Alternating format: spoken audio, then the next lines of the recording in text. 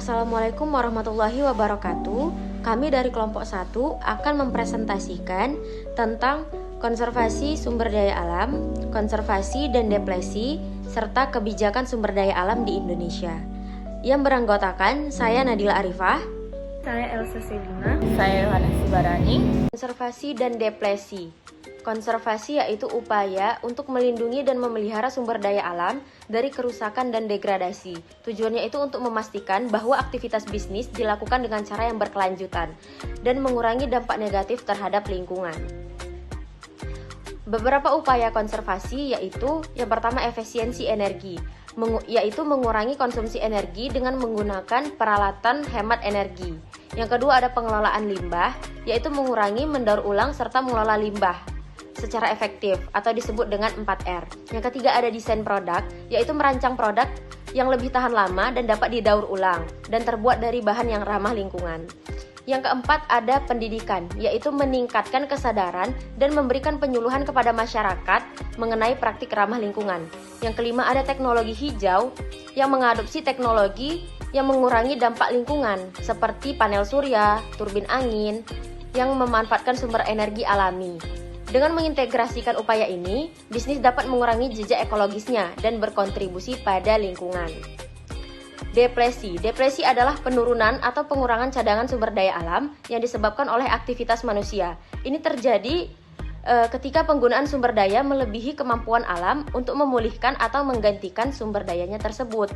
Jenis-jenis deplesi yang sering kita bahas di dalam green business yaitu yang pertama deplesi sumber daya alam, yaitu penurunan cadangan mineral yang diambil dari dalam bumi. Yang kedua ada deplesi air, penggunaan air yang berlebih sehingga mengurangi ketersediaan air bersih. Yang ketiga adalah depresi hutan, yaitu penggundulan hutan yang menyebabkan hilangnya habitat, penurunan kualitas udara, dan penurunan kemampuan hutan untuk menyerap karbon dioksida. Tujuannya ini adalah untuk menjaga keseimbangan ekosistem dan memastikan bahwa sumber daya alam tetap tersedia untuk generasi yang mendatang. Baiklah, di sini saya akan membahas mengenai konservasi sumber daya alam atau KSDA. Konservasi sumber daya alam adalah upaya untuk melestarikan dan melindungi sumber daya alam seperti tanah, air, hutan, dan keanekaragaman hayati lainnya. Adapun tujuan dilaksanakannya konservasi yaitu yang pertama untuk mengawetkan keanekaragaman hayati, yang kedua untuk mendukung kehidupan manusia, di mana sumber daya alam sangat penting untuk mendukung kehidupan manusia, misalnya air dan lain-lain. Yang ketiga yaitu untuk mengurangi perubahan iklim, misalnya pelestarian hutan, di mana pelestarian hutan dapat menyerap karbon dioksida dari atmosfer.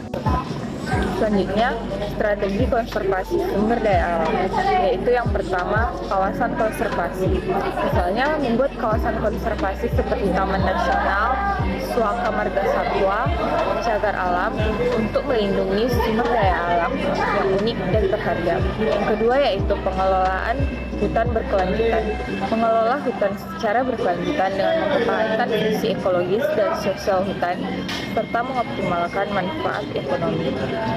Yang ketiga yaitu konservasi satwa liar, melestarikan spesies liar dan habitatnya, serta mengawasi pemburuan dan perdagangan satwa liar yang langka.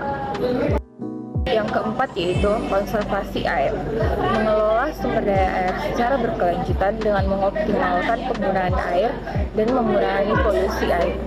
Yang kelima yaitu konservasi tanah, mengelola tanah secara berkelanjutan dengan mengoptimalkan penggunaan tanah dan mengurangi erosi tanah. Yang keenam yaitu konservasi berbasis masyarakat, melibatkan masyarakat lokal dalam konservasi sumber daya alam dengan memberikan edukasi, pelatihan, dan kesempatan ekonomi.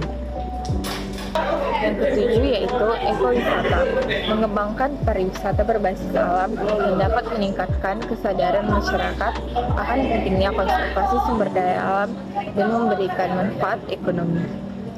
Selanjutnya ada contoh konservasi sumber daya alam di Indonesia. Yang pertama yaitu Taman Nasional Gunung Leuser di Aceh, yang merupakan salah satu kawasan konservasi terbesar di Indonesia. Yang kedua yaitu program konservasi orangutan di Kalimantan yang bertujuan untuk melestarikan populasi orangutan dan habitatnya. Yang ketiga yaitu program konservasi lautan di Indonesia. yang bertujuan untuk melestarikan keanekaragaman hayati laut dan mengelola sumber daya laut secara berkelanjutan. Kebijakan sumber daya alam di Indonesia. Kebijakan sumber daya alam di Indonesia mencakup seperti pengelolaan dan pemanfaatan sebagaimana telah digariskan dalam Rencana Pembangunan Jangka Panjang tahun 2005 sampai dengan 2025. Adapun isinya yang pertama, sumber daya alam terbarukan dioptimalkan dan dimanfaatkan secara rasional, efisien, dan bertanggung jawab. Lalu yang kedua, sumber daya alam yang tidak terbarukan dikelola dan diarahkan untuk tidak dikonsumsi secara langsung, melainkan diperlakukan sebagai masukan yang dapat menghasilkan nilai tambah. Selanjutnya yang ketiga, ketersediaan energi dijaga keamanannya, diarahkan penggunaannya untuk waktu yang terukur antara tingkat kesediaan sumber energi dan tingkat kebutuhan masyarakat. Lalu yang keempat, sumber daya air tetap dilestarikan dan diarahkan guna menjamin keberlanjutan daya dukungnya dalam menjaga kelestarian air. Yang kelima, sumber daya kelautan dikembangkan melalui pendekatan multisektor, integratif dan komprehensif untuk meminimalkan konflik dan tetap terjaga kelestariannya.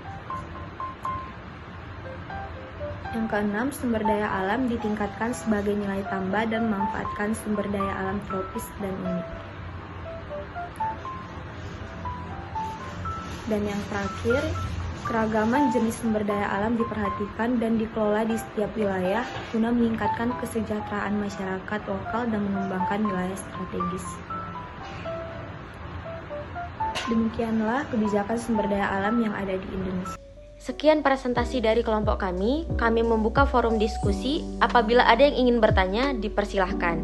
Wassalamualaikum warahmatullahi wabarakatuh.